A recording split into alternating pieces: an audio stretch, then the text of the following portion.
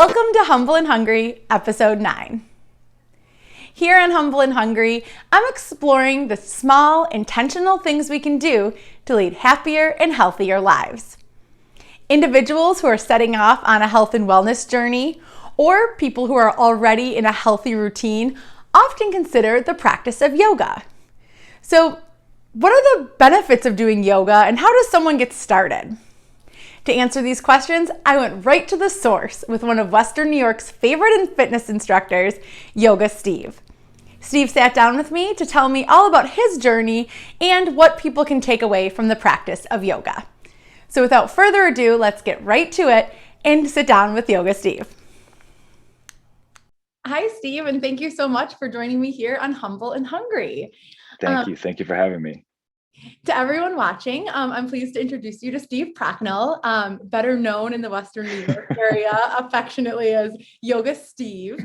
So Steve's here today to tell us about his journey with yoga and, of course, all of the impacts yoga has mentally and physically on individuals' journeys. So we're going to really dig into that today. But before we get started, Steve, I'd just like to hear a little bit about yourself and who you are and what you do.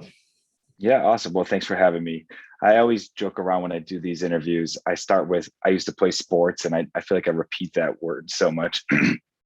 Though my background is mostly in sports, that's how I grew up as a kid, just running around, just coming home for dinner and then going back outside. And I grew up by a park, so everything that I did involved being outside with the neighborhood kids, and so that translated into athletics. I enjoyed school, but really what I enjoyed the most was the camaraderie and the community of playing team sports with my other friends, and that translated into collegiate sports. I was a former Division I soccer player, and I was at a different four-year school for the first year and a half. I did track there too as well. After that, since I didn't really, as I almost think a lot of people now, like you're supposed to figure out what you want to do by the time you finish college, I did not. And I remember at my senior soccer banquet at University of Albany, everyone went around the room and said their name, their major, and what they were doing. Most people were like going back to New York City, and they were getting jobs or going into a master's degree. And I had decided that I was moving to Australia. And so when I said that, my name's Steve Procknal, I was a communications major, played soccer, and I'm moving to Australia, it's like the record stopped, and everybody's like, what? Because this is almost 20 years ago, when most people weren't doing these gap years. And I went for it. So I jumped on a plane 6 months later, with a one-way ticket and a backpack, and I moved to Australia. That really set the trajectory of my life of kind of going for different paths. And after that, I lived in South Africa for 3 months, volunteer coaching sports and living with a host family. And then I moved to Brazil and did the same thing. And I would backpack around the countries around there. And then I took a couple months and backpacked in Europe during the German World Cup. And then that took me to, I moved to Los Angeles for a couple years. And that was in my 20s. And that didn't take me the direction that I wanted my life to go. So I moved back home to Buffalo, and I was enrolling in nursing school because I thought that was the direction that I wanted to go. And a couple of years into it, that's how I first started yoga. And I had this kind of devil and angel on my shoulder of, I was in this nursing program. I'd already paid all this tuition, but something else was calling me. And so I would be up all night sometimes thinking, like, what do I do here? The consistent route, like the easier route would be to take this nursing thing because, that path is slightly written, and then this other path is not. And I didn't know anybody that was teaching full-time yoga. So one day I just decided to, that Greek story of burning the boats, of just letting go and just saying, I sent an email to my professor and said, I'm withdrawing from the program. I'm withdrawing from the school. And I was only teaching 2 yoga classes. Power Yoga Buffalo only had 1 studio open up at the time. And I just went all in, and I knew how to work hard. All those trips that I went to abroad, I'd worked for, I'd earned all the money myself. And I said, okay, well, if anybody can do this, I can. And I just worked. I took the Malcolm Gladwell approach, and I said, 10,000 hours, let's go. And I taught almost a yoga class every day for 4 years straight. And I taught everywhere and anywhere, as what we'll probably get into of the different places that I taught. And I anyone that would take a yoga class, like I would go. It didn't matter where you were.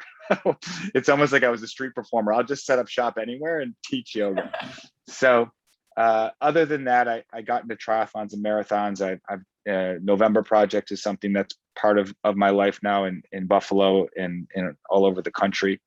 And so what I do now is I teach yoga, I take yoga, and I still love to be outside. I do a lot of outdoor activities and endurance sports, sometimes help people out with trail races, and just use movement as something that I'm still trying to do the same thing I did as a kid, because I knew that I loved that since I was 2 or 3 years old, that I just loved moving my body. That was the thing that made me the most alive. And I've really developed that over the years of, I like the still format of going to practice. And so every day I get up and I do whatever my practice is with movement and mindfulness. And I still have those routines. And that's what I love, still sharing that. So that's kind of what's got me today, is being able to share that with other people and help them out along the way for that. It's interesting how your direction of sports and athletics combined with that like nursing, like helping others with health and wellness kind of came together in a different way. Well, now I've taught it. I've teach yoga at a lot of hospitals, so they kind of call me the yoga nurse. And then I also teach it. I taught UB for 3 or 4 years for 1 credit class. So I feel like it's kind of come full circle. And I've taught at a lot of the high schools and stuff. So it's this cool thing that I feel like I found my own niche of what I wanted to do was helping people out. And now I found it in a way that makes sense for me, to live the life that I want to live. A great example for following your gut and doing what you love. So yeah, that's probably very inspirational for everyone. So yeah. I know you share a lot, obviously, about yoga. I should also share that also a big part of what you do is share your journey on Instagram. It's kind of how I'm familiar with you and all of you do, besides taking a couple of your classes, which I was terrible at, but enjoyed very much. Yeah, thanks. But I think you really serve as like someone who inspires and motivates people in Western New York, and I'm sure beyond that. So can you tell us why, just I guess broadly, why yoga and mindfulness is so important to you? Well, the way that I got into yoga too, as well, as I was hurt from overtraining in triathlons and marathons, and I just felt like Humpty Dumpty. I was broken, and the thing of movement was so part of my own mental and physical well-being, but really on the mental standpoint of what really made me tick and be able to continue to do every day in a positive way. And someone said, try yoga. And I had MRIs and I was trying all of the Western things. I got PRPs, I got cortisone shots. I was eating every anti-inflammatory food you could think of. I was, trying everything. And I walked into a yoga room and I was considered myself not flexible. I couldn't touch my toes. I couldn't cross my legs. I thought that was for everybody else. And there was just something about it that made sense. And it was the specific style that I was taking. And look, there's many styles, and I always encourage people, find the style that works for you. It's not a one size fits all. And once that made sense, I just wanted to start to share that with more people, because I thought, wow, it took me a year to walk into this room. If I can help others get into that same space, I feel like I could help out people see and experience themselves in a different way. And so what yoga did for myself was not only to heal that injury, doctors told me I was never going to run again. Not only did I start running again and thriving, but it also improved all my relationships with myself and with others. And it gave me a roadmap and a plan to say, okay, if I want to continue to thrive in my 30s and grow, as opposed to regress, a lot of people see with age, as like, oh my gosh, like now I'm older, or what's my plan to move forward and to improve my relationships and to improve my physical body too as well. Well, I felt like yoga was going to be the thing that was going to take me in that direction. And so when we're looking at, if your physical body's in pain, it's kind of hard. It's hard to have a good day. It's definitely more challenging. If you have you have back pain, if you have knee pain, you have shoulder pain, it's not as an easy road to have a good day. But you eliminate that and you feel good. Well, it's a lot easier for me to be nice to people when my body feels good. And then on the flip side too, as well, if my mind feels good, put those two together, and that allows me to actually be the person that I want to be every day. So when you're talking about yoga and mindfulness, physical body, mental well-being in the right place, then I am the quarterback of my life every single day. And then I get to choose how I want to show up. And it's like brushing your teeth. You could brush your teeth for 24 hours, but that doesn't mean your teeth are going to be clean for the rest of your life. That's the catch. You got to keep doing it. You could go to the gym and work out for 24 hours straight, but that doesn't mean you're going to be strong for the rest of your life. The catch to this is it is a daily thing. And so it takes work. And if I continue to do this work, I can continue to get better. And so my goal has been to just share that. One of the things that I take pride in is getting people to their first class and helping people take their first class. And wherever they go from there's so many different avenues with yoga, but if I can help someone try this out for the first time and then make them feel comfortable, I feel like I can open up a whole nother way of learning for them and see something they've never seen before. Like I say to people, if you want something you've never had, you have to be prepared to do something you've never done. Well, with a lot of people that are not flexible or say they can't shut their minds off, maybe give this a try and see how it goes. So you lead me to one of the questions I was hoping we'd get to, which is, let's say someone really wants to try a yoga class, but has no idea what they'll be doing. Like, how do you motivate someone to get there? Yeah. Well, what I will say is that's everybody. Like when I started doing triathlons and marathons, I'd show up to a running race and I'd be like, man, look at these people. Like they all look really fit and fast. Like that's our human condition. So that's a normal experience. And if you're going to do something for the first time, that's just going to happen. And so leaning into that and saying, that's okay. I don't know many people that say, I'm so stoked to start something new for the first time around people that have already done it before. I mean, that's a really hard statement to swallow. So if someone can say, yes, I'm starting something for the first time. Yes, I'm going to be a beginner. Yes, it might be slightly uncomfortable, but I know that there's something that I can grow and learn. Then that gives them the access. Because really, I know in a yoga class, like everybody's taken their first class. Right. So they know what it's like. And so they're actually there rooting for you and sometimes I think they wish they could start over again so they could feel that feeling of doing that for the first time and just be blown away of like, wow, I feel incredible. And so what I would say to somebody new is that everybody is encouraging. And I don't want to say everybody, most people in a yoga room and in the community are accepting and they're welcoming and they know what it's like to be in that position. And it's like running a running race. Everybody runs at their own pace. Mm-hmm. And the fast people in the front at the turkey trot aren't going to be, they're not saying, oh, those people in the back are losers. You know what I mean? They don't belong in this race. No, it's this thing that we all appreciate exactly where we are, and your own growth is your own growth. And so the person that might be a little bit scared or intimidated or not flexible, I look at them as they stand to gain the most, because what they're overcoming to get there is incredible. And so I suggest to anybody is, number one, that's normal. And number two, go with a friend. Like if you know a friend that goes to a yoga studio, ask them, where do they go? What time do you go? What teacher should I take? Start there. Now, not everybody has that. So if not, do a little bit of research, research around of what yoga style, what are you looking for? Are you looking for more physical strength? Are you looking for more restorative? Are you looking for more breath work? And find the thing that works for yourself. And also I would give it more than just one try. Give something 2 or 3 times to see how you really feel about it. Yeah. And take it from there. So that's what I would suggest for somebody for the first time. Okay. And all of that being said, I'm someone who's taken a lot of yoga classes, but I often get started and then kind of fade out. So it's almost like I've done the first class a bunch of times, but I'm always so happy when I do it. And I think it's I've never had an experience where I didn't feel like it was an inclusive environment or where I felt judged, So I think, obviously all of your recommendations make so much sense and are so good, but I feel confident in motivating people to do it, because I think and when you walk in, say hello to the people around you, and you realize, if you don't say hello to people, you could make up a whole story of who they are.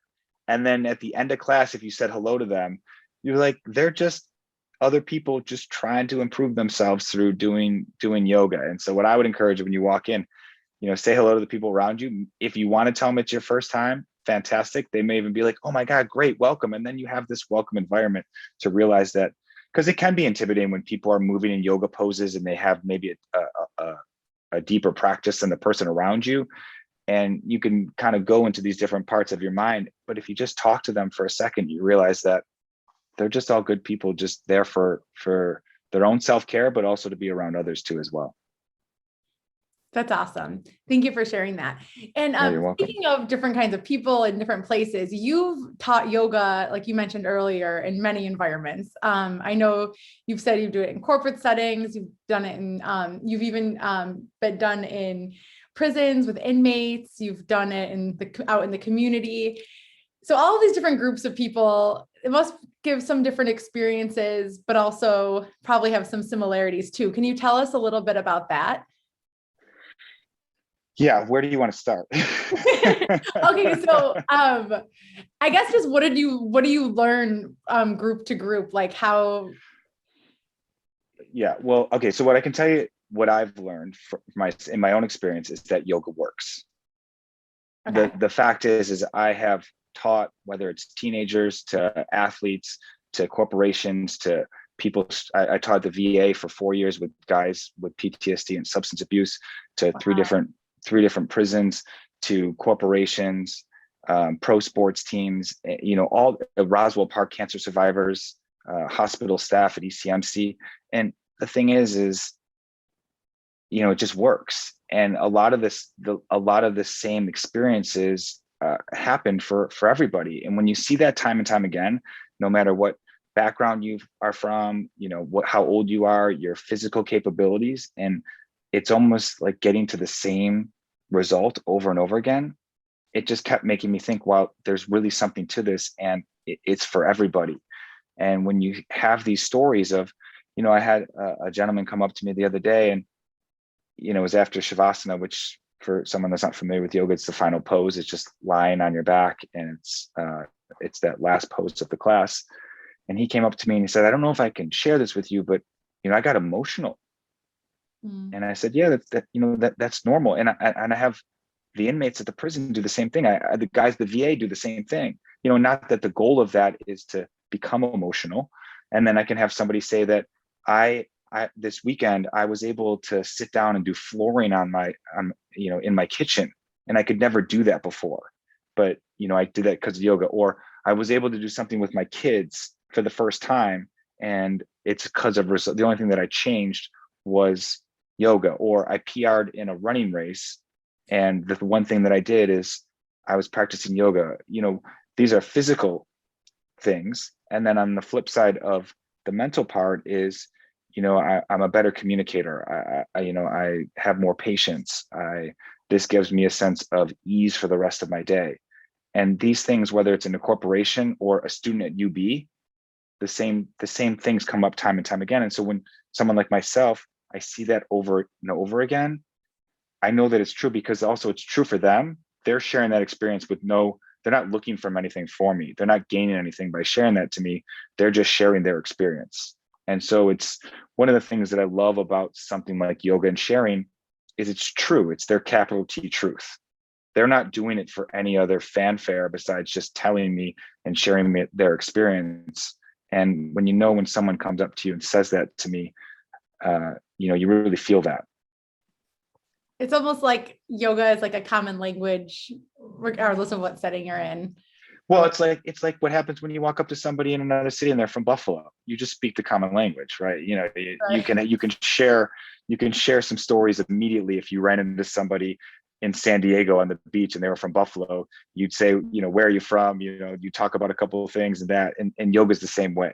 You speak a language of an understanding in a healthy way of the practice of. Now, most people are, when we talk about yoga, you're talking about the physical practice. There's other parts of yoga, but in the Western, in the US, a lot of the ways that we relate to one another is through the physical yoga practice, which is great. Awesome. And all of these environments are obviously usually, I'm sure not always, but most often like group fitness classes. What are Yeah. the benefits you find for people doing group fitness? Okay, so let's kind of break it down of what it would be if it wasn't there. So I think about a yoga room is it's a yoga room's four walls. It's the same four walls. So what happens inside of the four walls, well, what's that? That's what we're talking about. Now, if it was just you and if I was the teacher and you were taking class, it would just be you and I, and that would be a great class. You'd be doing the same poses. I would be saying the same things, and you would have an experience. Now, if we throw 30 people in there, same room, same words, same poses, well, what changes? You have a different form of energy and vibe and people moving, and that creates, it elevates the room. One of the things that I shared is, through relationships we become, community happens where we gather. And that environment, I mean, you could go to a concert with 4 people, or you could be at a concert with 40,000 people, same music, same environment, same artist, and you throw 40,000 people in there, it's a different experience. Just like in COVID, you've seen with, sports teams playing with no fans. Well, what do they miss the most? They miss the fans. So when you're in a group environment, you have this different form of energy to help people out. Now, in a yoga room, certain people are better at certain poses. Certain times, like you might be struggling, I might be feeling good, I might be struggling, you might be feeling good, and it helps keep people going. And a smile from the person next to you, or the ability to just move with the group and help carry one another.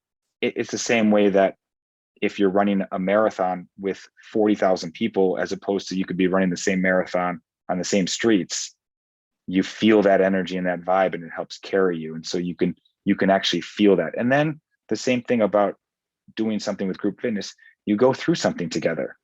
So at the end of class, you have this ability to look at the other person or say hello. And, there's just so much great positive energy from being in a room with others. And then you leave and it's just still the 4 walls. And so I do love, the community aspect of it. I think at Power Yoga Buffalo, we have a great community, and that's one of the reasons why people really love that.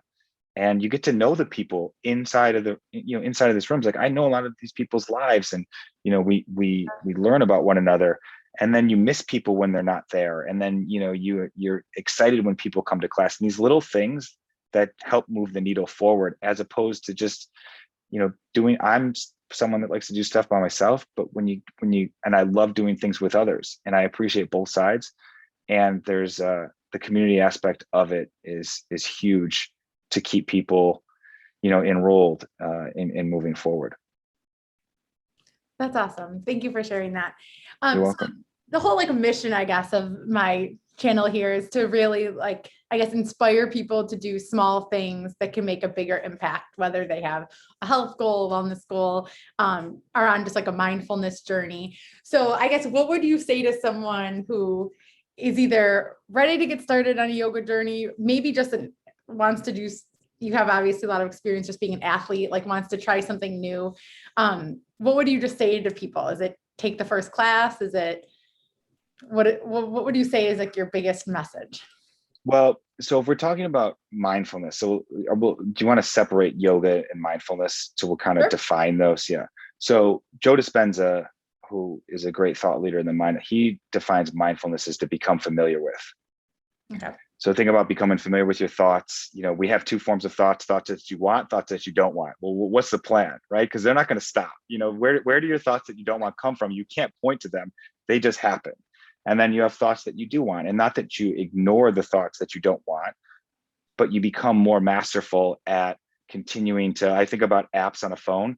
If I have thoughts that I don't want, I'm like, swipe this one out, keep this one running, the thoughts that I want to stick with.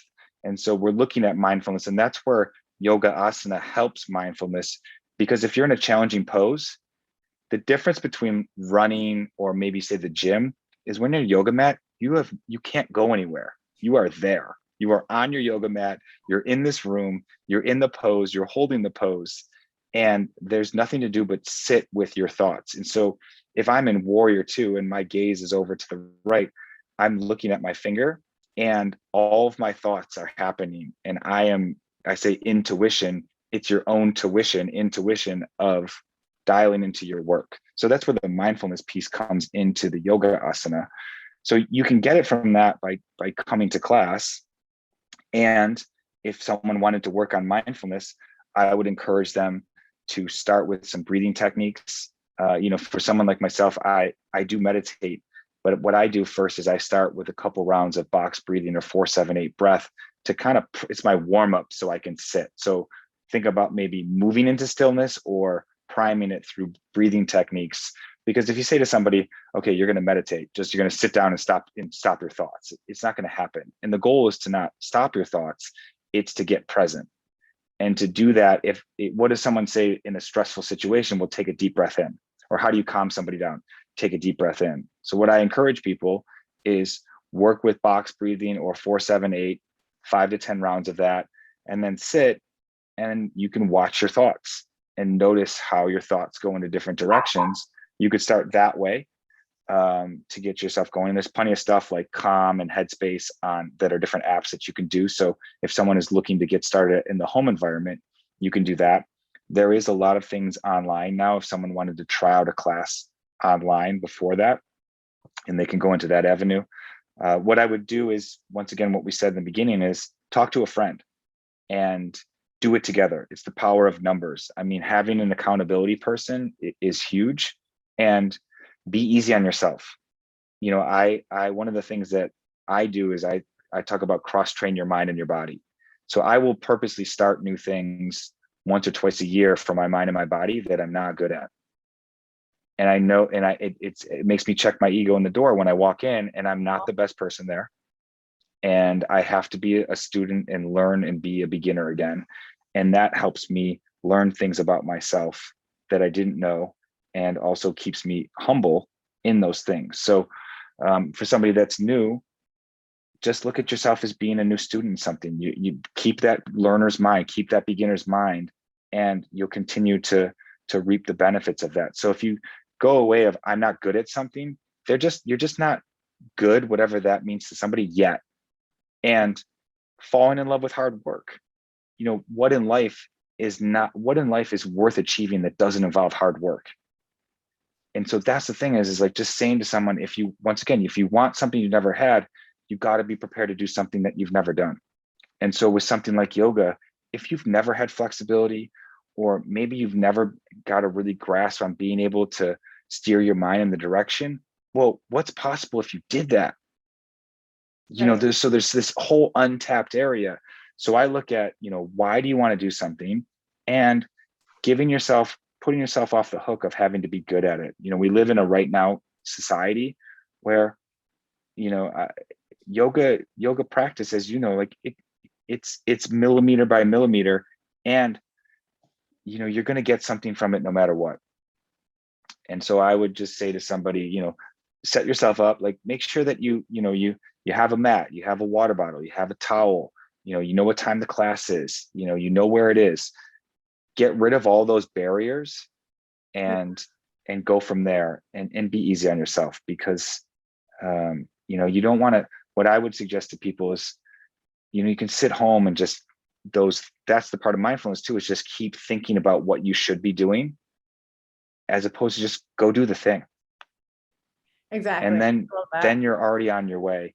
And then once you jumped onto that highway, enjoy the ride, because it's gonna, something like if you start a yoga practice and get that going, I would find it hard to believe that it wouldn't change your life.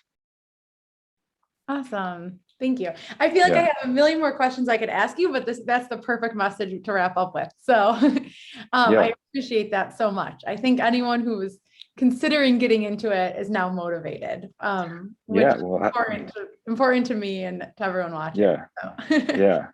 So thank you so much for your time today. Thanks, Emily. All you do around Western New York, honestly, for so many people. I think you've made a big difference too. So I appreciate that, and thank you. And thank you for your time. Thank you for having me. Thank you so much to Steve Procknal for joining me here on Humble and Hungry.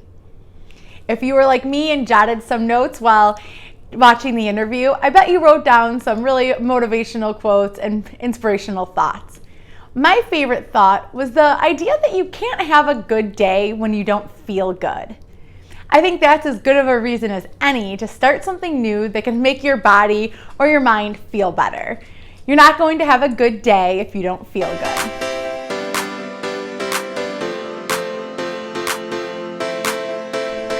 It's time now for the Humble and Hungry Happy Thought. Today I'm going to share with you two quotes. One that I've just heard for the first time and another that's an old favorite. But I thought both related to starting something new or really motivating yourself to doing something that you've never done before. The first quote is, "It's not about being good at something. It's about being good to yourself." If you're looking for some motivation or inspiration to go to that group fitness class or to do something in front of others, important to remember, it's not about being good at something. It's important. It's about being good to yourself. The next quote is one of my old favorites, and this is something that I always really thought about when I was on my weight loss journey. If I needed a reminder for why my weight loss journey was so important, this is a quote that stuck with me. It's a Chinese proverb, and it says, "The best time to plant a tree was 20 years ago. The second best time is now." Thanks so much for joining me on this episode of Humble and Hungry.